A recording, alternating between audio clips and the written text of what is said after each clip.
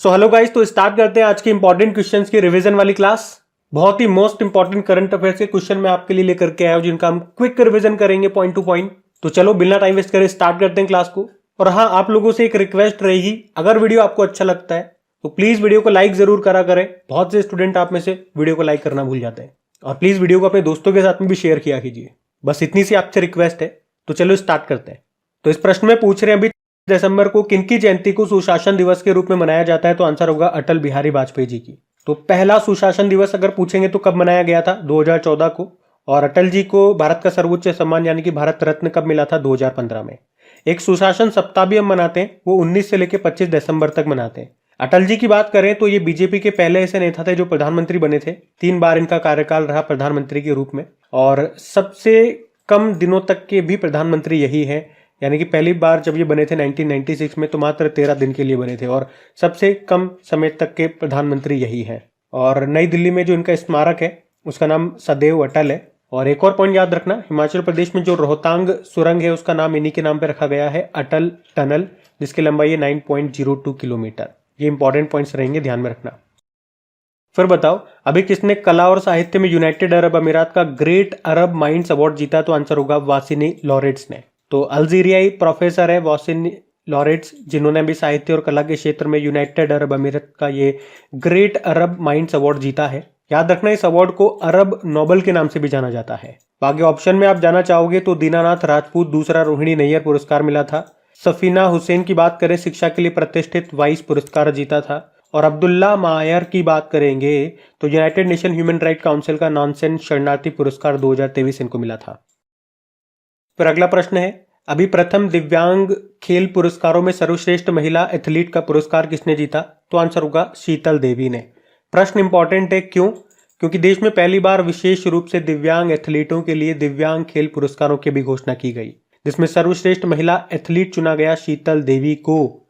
इनका संबंध तीरंदाजी से है, याद रखना, ये जम्मू कश्मीर की है। और ये नाम लिख लेना, छाप लेना, प्रश्न आएगा आपके एग्जाम में, क्योंकि काफी हम इसे पढ़ रहे हैं न्यूज में।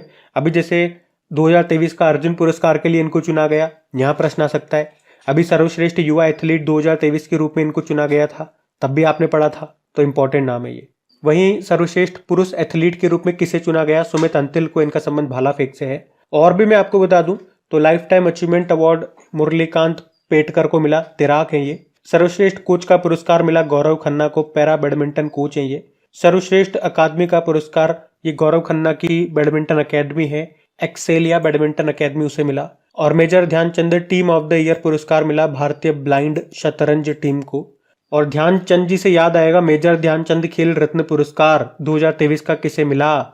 2 बैडमिंटन प्लेयर है, चिराग शेट्टी और सात्विक साईराज रंकीर रेड्डी। ये बड़ा इंपॉर्टेंट है, इसको ध्यान रखना। फिर आपसे पूछ रहे हैं, अभी 20वां फीफा क्लब वर्ल्ड कप 2023 किसने जीता? तो आंसर होगा मैनचेस्टर सिटी ने। यहां हमने बात की है फीफा क्लब वर्ल्ड कप 2023 की। इस बार ये इसका 20वां संस्करण रहा। कहां पे हुआ था? सऊदी अरब में। जीत लिया है मैनचेस्टर सिटी ने। किसे हराया? फ्लूमिनेंस क्लब को हराया। इतना सा याद रखना। फिर आपसे पूछा, अभी छठा भारतीय विज्ञान सम्मेलन और एक्सपो का आयोजन कहां पे किया गया? गुजरात में किया गया। तो भारतीय विज्ञान सम्मेलन और एक्सपो 2023 ये इसका 6वां संस्करण है। दिसंबर में हुआ था। कहां पे? गुजरात के अहमदाबाद में। थीम है a new integral vision for development. फिर आपसे पूछ रहे हैं, अभी हाल ही में तानसेन समारोह ये कहां पे मनाया गया? तो आंसर होगा ग्वालियर में। तो हर साल आपको पता है मध्य प्रदेश के ग्वालियर में ये तानसेन समारोह का आयोजन किया जाता है। इस बार ये इसका 99वां संस्करण है। और एक और पॉइंट याद रखना कि अभी शास्त्रीय संगीत के लिए राष्ट्रीय तानसेन सम्मान 2023 किसे मिला? पंडित गणपति भट्ट को मिला है। और यहीं पे आप लोगों ने पढ़ा भी था कि एक रिकॉर्ड भी बनाया है, एक साथ कई लोगों ने, 1500 से ज्यादा लोगों ने तबला बजा करके यहाँ पे एक रिकॉर्ड बनाया। अच्छा, ग्वालियर तो बड़ा इंपॉर्टेंट हो जाता है, क्योंकि अभी यूनेस्को ने ग्वालियर को संगीत का शहर का दर्जा दिया। और उसके साथ एक और पॉइंट आपने पढ़ा होगा, केरल के कोझिकोड को साहित्य का शहर का दर्जा मिला है। ये बड़ा इंपॉर्टेंट है, ध्यान में रखना। फिर अगला प्रश्न है, अभी हाल ही में बिस्लेरी की पहली ग्लोबल ब्रांड एम्बेसडर कौन बनी है? तो आंसर होगा दीपिका पादुकोण। तो 1 लाइनर प्रश्न रहेगा, ये याद रखना। और अभी आपने पढ़ा भी होगा, दीपिका पादुकोण जो हुंडई कंपनी है उसकी भी ब्रांड एम्बेसडर बनी है। अगला प्रश्न क्या है, अभी किसने प्रोजेक्ट प्रयास शुरू किया? तो विश्व प्रवासन संगठन ने, यानी कि इंटरनेशनल ऑर्गेनाइजेशन ऑफ माइग्रेशन ने। जिसका मुख्यालय स्विट्जरलैंड में है। प्रयास का मतलब होता है promoting regular and assisted migration for youth and skilled professionals. तो प्रोजेक्ट प्रयास पूछेंगे किसने शुरू किया, तो विश्व प्रवासन संगठन ने। अगला प्रश्न देखते हैं। फिर आपसे पूछ रहे हैं कि बॉम्बे स्टॉक एक्सचेंज के नए अध्यक्ष कौन बने, तो आंसर होगा प्रमोद अग्रवाल। तो अभी प्रमोद अग्रवाल का नाम आपको याद रखना है, ये बॉम्बे स्टॉक एक्सचेंज के नए अध्यक्ष बन गए हैं। बॉम्बे स्टॉक एक्सचेंज आपको बताइए मुंबई में स्थित एक भारतीय स्टॉक एक्सचेंज है। ये एशिया का तो सबसे पुराना है, जिसकी स्थापना हुई थी 1875 में। अच्छा, अमोल मजूमदार का नाम सुना है आपने? ये भारतीय महिला क्रिकेट टीम के मुख्य कोच बने थे। और ये जो है ना प्रवीण कुमार श्रीवास्तव, ये हमारे मुख्य सतर्कता आयुक्त चीफ विजिलेंस कमिश्नर बने थे। और संजय कुमार अग्रवाल ये CBIC central board of indirect taxes के अध्यक्ष बने थे। ये नाम भी इंपॉर्टेंट है, ध्यान में रखना। फिर आपसे पूछ रहे हैं हमारे जो पूर्व सेना प्रमुख रहे मनोज मुकुंद नरवणे, अभी इन्होंने अपनी ऑटोबायोग्राफी को रिलीज किया है, जिसका नाम क्या है? 4 स्टार्स ऑफ डेस्टिनी। ये मोस्ट इंपॉर्टेंट रहेगी बुक, इसको याद रखना है आपको। वैसे अभी हमारे आर्मी चीफ कौन है? मनोज पांडे हैं। और एयर चीफ मार्शल पूछूं तो विवेक राम चौधरी हैं। और नेवी चीफ पूछूं तो R हरि कुमार है। फिर आपसे पूछ रहे हैं अभी वीर बाल दिवस आपने कब मनाया? 26 दिसंबर को मनाया। ये हम 2022 से ही मना रहे हैं। और ये दिन सिखों के जो 10वें गुरु थे, गुरु गोविंद सिंह जी, उनके साहिबजादे बाबा फतेह सिंह और जोरावर सिंह जी की शहादत के सम्मान में ये दिन मनाया जाता है। बाल दिवस से याद आएगा, एक तो विश्व बाल दिवस हम मनाते हैं, यूनिवर्सल चिल्ड्रंस डे 20 नवंबर को। और हम जो मनाते हैं राष्ट्रीय बाल दिवस, वो तो 14 नवंबर को होता है, पंडित जवाहरलाल नेहरू जी की जयंती को। अगला प्रश्न देखते हैं। फिर आपसे पूछ रहे हैं अभी हाल ही में 85वां सीनियर नेशनल बैडमिंटन चैंपियनशिप 2023 में पुरुष एकल का खिताब मेन सिंगल टाइटल जीता किसने? चिराग सेन ने। यहाँ पे हम बात कर रहे हैं 85वें 85th नंबर के सीनियर नेशनल बैडमिंटन चैंपियनशिप 2023 की। आप पूछोगे कहाँ हुआ, हम कहेंगे गुवाहाटी में हुआ। और इसमें मेन सिंगल टाइटल जीता चिराग सेन ने, ये उत्तराखंड के हैं। और वहीं वुमेन सिंगल पूछोगे तो अनमोल खरब विजेता रही, ये हरियाणा से हैं। और ये दोनों ही शटलर पहली बार राष्ट्रीय चैंपियन बने। शटलर मतलब जो बैडमिंटन प्लेयर होते हैं उनको ही शटलर कहते हैं। वैसे बैडमिंटन एसोसिएशन ऑफ इंडिया की बात करें, स्थापना इसकी 1934 में होती है, नई दिल्ली में मुख्यालय है। और अध्यक्ष कौन है? हेमंत बिस्वा शर्मा है, जो आप जानते हो असम के मुख्यमंत्री भी हैं। चलो फिर बताओ अभी किस मंत्रालय ने भूमि राशि पोर्टल को लॉन्च किया, तो आंसर होगा सड़क परिवहन व राजमार्ग मंत्रालय ने। और सड़क परिवहन व राजमार्ग मंत्री कौन है? नितिन गडकरी हैं। और इस पोर्टल को लाने का उद्देश्य क्या है? राष्ट्रीय राजमार्गों के लिए भूमि अधिग्रहण की प्रक्रिया में तेजी लाना। तो सिंपल सा याद रखना किसने लॉन्च किया और कौन सा पोर्टल है। फिर आपसे पूछ रहे अभी हाल ही में सोशल स्टॉक एक्सचेंज पर सूचीबद्ध होने वाली पहली इकाई यूनिट कौन सी है, तो आंसर होगा SGBS उन्नति फाउंडेशन। ये बंगलुरु का एक NGO है, नाम है SGBS उन्नति फाउंडेशन, जो सोशल स्टॉक एक्सचेंज पर सूचीबद्ध यानी कि लिस्ट होने वाली पहली यूनिट बन गई है। इतना सा आपको याद रखना है। अच्छा, वैसे NGO डे भी होता है, NGO डे, वो आप 27 फरवरी को मनाते हो। और एक अफगानिस्तान का NGO न्यूज में था जिसका नाम है Afghan women skills development centre. क्यों न्यूज में था? क्योंकि अभी इसे फिनलैंड ने 2023 के इंटरनेशनल जेंडर इक्वलिटी पुरस्कार से सम्मानित किया था। और पिछले साल याद होगा असम का एक NGO न्यूज में था, तपोवन उसका नाम है, जिसे चिल्ड्रंस चैंपियंस अवार्ड 2023 मिला था। फिर अगला प्रश्न पूछ रहे अभी 25वीं एशियाई युवा शतरंज चैंपियनशिप का आयोजन कहाँ पे हुआ? ये यूनाइटेड अरब अमीरात में हुआ था। एशियन यूथ चेस चैंपियनशिप 2023 25वां संस्करण था। और भारत ने इसमें 7 मेडल जीते थे, जिसमें से 2 गोल्ड 3 सिल्वर और 2 ब्रॉन्ज थे। वो 2 गोल्ड किसने जीते थे? कियारा परिहार ने अंडर 8 कैटेगरी में और हर्ष सुरेश ने अंडर 16 कैटेगरी में। ये याद रखना। वैसे आप जानते ही हो हमारे पहले ग्रैंड मास्टर, शतरंज ग्रैंड मास्टर का नाम क्या है? विश्वनाथ आनंद है। माइंड मास्टर इनकी ऑटोबायोग्राफी है। और अगर पूछे कि महिलाओं में या पहली महिला शतरंज ग्रैंड मास्टर कौन है, तो S विजयलक्ष्मी है। फिर आपसे पूछ रहे अभी ब्रेकिंग द मोल्ड री इमेजिनिंग इंडियाज इकोनॉमिक फ्यूचर नाम की बुक को किसने लिखा? रघुराम राजन ने। भारत के पूर्व गवर्नर हैं ये कौन से नंबर के गवर्नर रहे थे ये जानना चाहो तो 23वें नंबर के। अभी जो है ना शक्तिकांत दास जी, वो 25वें नंबर के हैं। तो इन्होंने ये बुक लिखी है ब्रेकिंग द मोल्ड, याद रखना। इससे कुछ समय पहले भी इन्होंने एक बुक लिखी थी, उसका नाम है I do what I do. ये बुक इनकी एग्जाम में पूछी जा चुकी है, ध्यान रखना। फिर आपसे क्या पूछ रहे अभी 25 दिसंबर को तबला दिवस ये किस राज्य ने घोषित किया? तो तबला से आप समझ ही जाओगे, अभी तबले के लिए एक रिकॉर्ड बना था मध्य प्रदेश में, जहाँ पे मध्य प्रदेश के ग्वालियर में अभी तानसेन समारोह का आयोजन हुआ था, तो इसका उत्तर मध्य प्रदेश ही होगा। मध्य प्रदेश के अभी नए बीजेपी के मुख्यमंत्री बने हैं कौन? मोहन यादव, उन्होंने इसकी घोषणा की है, ये ध्यान रखना आप। अगला प्रश्न देखते हैं।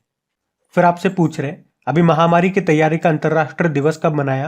तो आंसर होगा 27 दिसंबर को। इंग्लिश में बोलोगे तो international day of epidemic preparedness day. पहली बार इसको 2020 में मनाया था जब कोरोना आया। कोरोना के कारण ही इसे मना रहे, न कोरोना आता ना ये मनाते, तो याद रखना ये दिन।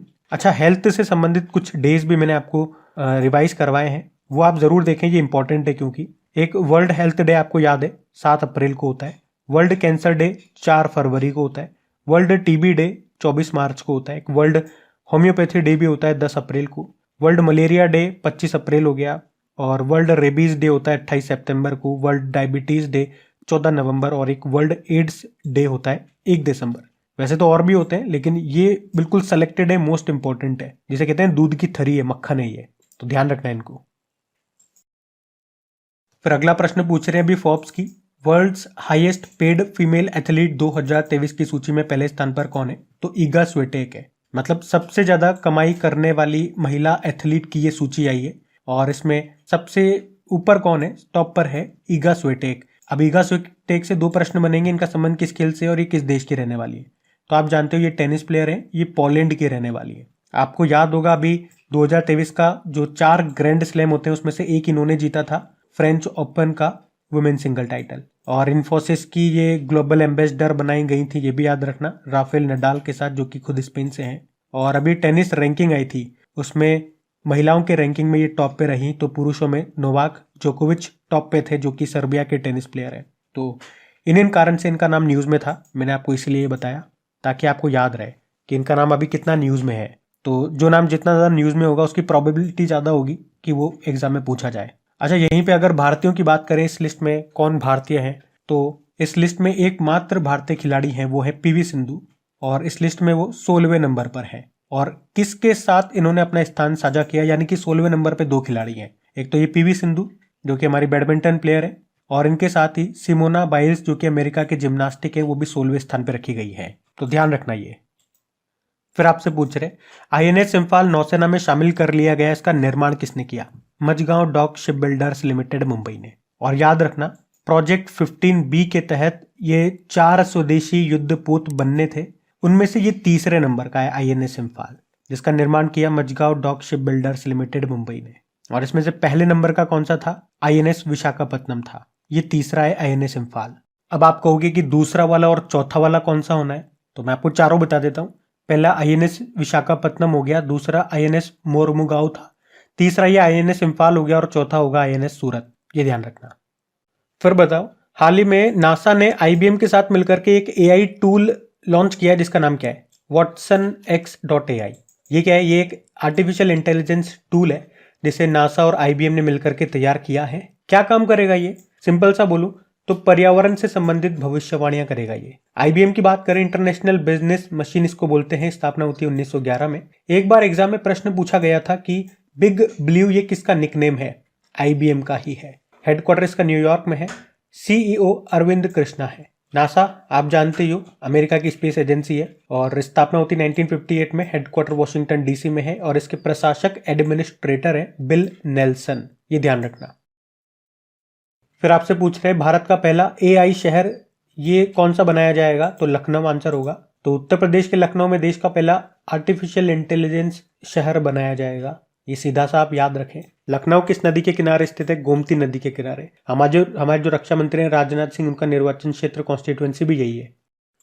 फिर अगला प्रश्न है, भारत का पहला जायरोकॉप्टर एयर सफारी कहां पे शुरू होगी? तो आंसर होगा उत्तराखंड में। जायरोकॉप्टर मतलब ये एक छोटा हेलीकॉप्टर की तरह होगा, और इसकी मदद से उत्तराखंड के ऋषिकेश में हवाई सफारी शुरू की जाएगी। उद्देश्य वही है, पर्यटन को बढ़ावा देना। उत्तराखंड की कैपिटल देहरादून होती है, मुख्यमंत्री पुष्कर सिंह धामी हो गए, और गवर्नर है गुरमीत सिंह। फिर अगला प्रश्न है, अभी 1 जनवरी 2024 को देश का पहला पोलरीमीटर मिशन एक्सपोसेट जिसको बोलते हो आप, इसे अभी किस लॉन्च व्हीकल से लॉन्च किया गया? तो PSLV C58 से। ये देश का पहला पोलरीमीटर मिशन है एक्सपोसेट जिसे बोलते हो, इसे इसरो ने लॉन्च किया अभी कब? 1 जनवरी 2024 को। कहाँ से? सतीश धवन अंतरिक्ष केंद्र श्रीहरिकोटा से। और किस रॉकेट से? PSLV C58 से। और आप कह सकते हो ये भारत का तो पहला और दुनिया का दूसरा पोलरिमेट्री मिशन है। एक्सपोसैट मतलब हो गया एक्सरे पोलरिमीटर सैटेलाइट, और इसे इसरो ने के रमन रिसर्च इंस्टीट्यूट के साथ मिलकर के तैयार किया है। उद्देश्य है ब्रह्मांड के 50 सबसे चमकीले स्रोतों सोर्सेस की स्टडी करना। और ये भी पूछ सकता है कि अपने साथ कितने पेलोड लेकर के गया, तो 2, जिनके नाम है पॉलिक्स और एक्सपेक्ट।